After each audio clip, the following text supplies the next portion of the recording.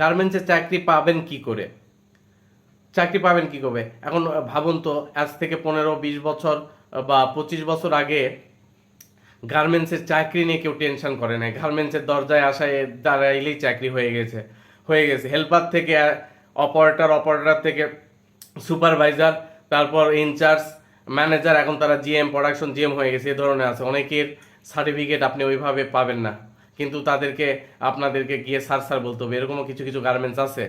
তো মূল কথা হচ্ছে, তারা যদি গার্মেন্টসে জব করতে পারে, সামান্য পড়ালেখা করে আসে, আপনি এত সুন্দর রেজাল্ট করে আসে সামান্য ইন্টারভিউ ফেস করতে ভয় পাচ্ছেন কেন? কেন আপনার চাকরি হবে না?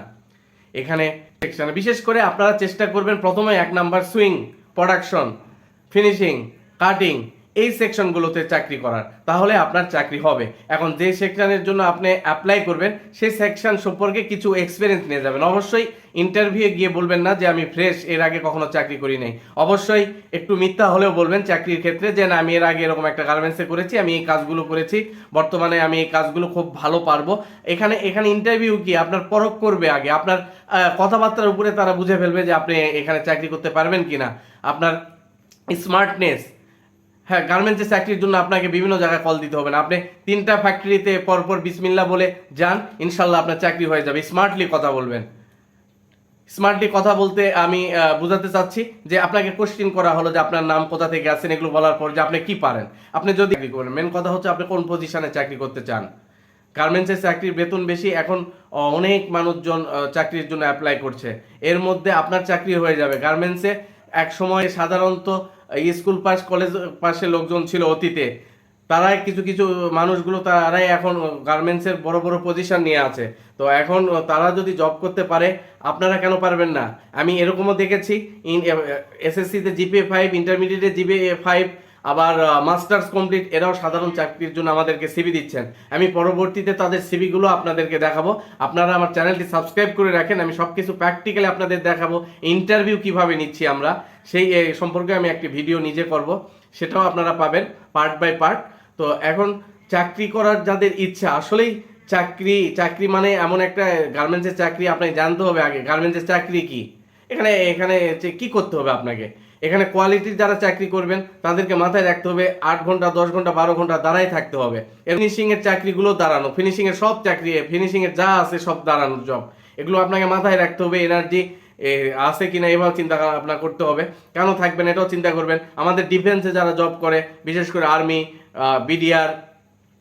বিজিবি, তারপর পুলিশ, দেখেন যারা সিকিউরিটি জব যারা করছেন, তারা 8 ঘন্টা, 10 ঘন্টা, 6 ঘন্টা দাঁড়িয়ে দাঁড়িয়ে করছেন না, বা গার্মেন্টসে করছেন না, অনেকেই দাঁড়িয়ে দাঁড়িয়ে জব করছেন। এটা কোনো সমস্যা নেই। আমি মূল কথা বলতে চাচ্ছি, আপনি যদি চাকরি আসলে করতে চান, তাহলে ভিডিওগুলো আপনাকে মনোযোগ দিয়ে শুনতে হবে, কথাগুলো, তারপর ওইভাবে আপনাকে অ্যাটেনশন নিতে হবে, ওইভাবে নিজেকে তৈরি করতে হবে। কারণ গার্মেন্টসে চাকরি করার জন্য আপনাকে অনেক অভিজ্ঞ হতে হবে না, অনেক বেশি পড়ালেখা জানতে হবে না। মেনলি আপনার মাধ্যমে একটা কোম্পানি কি সুযোগ সুবিধা পাবে, আপনি একটা কোম্পানিকে কতটুকু দিতে পারবেন, কারণ আপনার মাধ্যমে সে লাভ করবে। তো আপনাকে বোঝাতে হবে যে আপনি এই কাজগুলো পারেন, আপনাকে ট্রেনিং নিতে হবে না। এরকম জাস্ট আপনি নিজেকে ফোকাস করবেন, আপনার চাকরি করার ইচ্ছা। গার্মেন্টসে যদি আপনার স্বপ্ন থাকে, তাহলে আপনাকে ধৈর্যশীল হতে হবে। গার্মেন্টস নিয়ে যদি আপনার ফিউচার প্ল্যান থাকে, তাহলে আপনাকে ধৈর্যশীল হয় গার্মেন্টসে ঢুকতে হবে, লেগে থাকতে হবে, সবার সঙ্গে পোলাইটলি ব্যবহার করতে হবে, কাজ করতে হবে, সময় মতো অফিসে যেতে হবে, সময় মতো আবার কোম্পানির রুলস অনুযায়ী সময় থেকে অফিস থেকে বের হতে হবে। গার্মেন্টসের চাকরি করলে বেশি ছুটি কাটানো যাবে না, বেশি ছুটি কাটালে ম্যানেজমেন্ট তার প্রতি পজিটিভ থাকে না। এগুলো অনেক বিষয় আছে, এগুলো যখন আপনার ব্রেনে থাকবে বা আপনি এরকম সব কিছু মানে এনার্জি নিয়ে যদি জব করতে পারেন, তাহলে যেতে পারবেন। গার্মেন্টসের এখন পরিবেশ অনেক ভালো, এদিক থেকে প্রবলেম নেই, কিন্তু আপনাকে চাকরির ক্ষেত্রে অবশ্যই ওরকম মন মানসিকতা নিয়ে যেতে হবে। একটা কোয়ালিটি সম্পর্কে আইডিয়া থাকতে হবে, এই বডির কি ডিফেক্ট হতে পারে, কোয়ালিটি সম্পর্কে আইডিয়া থাকতে হবে, কি কি ডিফেক্টগুলো আপনাকে চেক দিতে হবে। যদি আপনি অপারেটর হন, তাহলে তো জানেনই দিক দিয়ে কোন কোন মেশিন চালাতে হবে, কোন কোন প্রসেসগুলো জয়েন করতে হবে। যদি হেল্পার হন, তাহলে আপনাকে কি করতে হবে, সুতা কাটতে হবে, অথবা পকেট তো একটা নির্দিষ্ট জায়গায় জয়েন্ট হয়, ওই জয়েন্টের একটা মার্ক করতে হয়। কোনো একটা বডিতে কোনো একটা এক্সট্রা প্রসেস জয়েন্টের জন্য যে মার্কগুলো করতে হয়, এগুলো হেল্পারকে করতে হয়। ইন্টারলাইনিং, বিভিন্ন লাইনিং বিছাইতে হয়। এই তো চাকরি।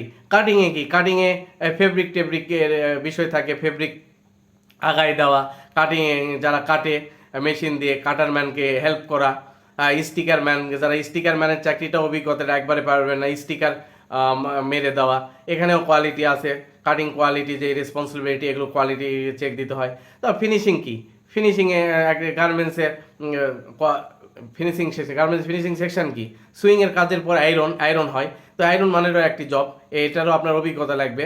আর হচ্ছে আয়রন ম্যান ছাড়া যেমন হচ্ছে বডি সুইং থেকে দেখবেন ফিনিশিংয়ে বডি নিয়ে যায়, এগুলা হচ্ছে ফিনিশিং অ্যাসিস্ট্যান্ট বা বিভিন্ন জায়গায় বিভিন্ন পদ থাকে, এই বডিগুলো আয়রন ম্যানকে আগায় দিতে হয়, কোয়ালিটিকে বডি আগায় দিতে হয় যারা চেক দেয়।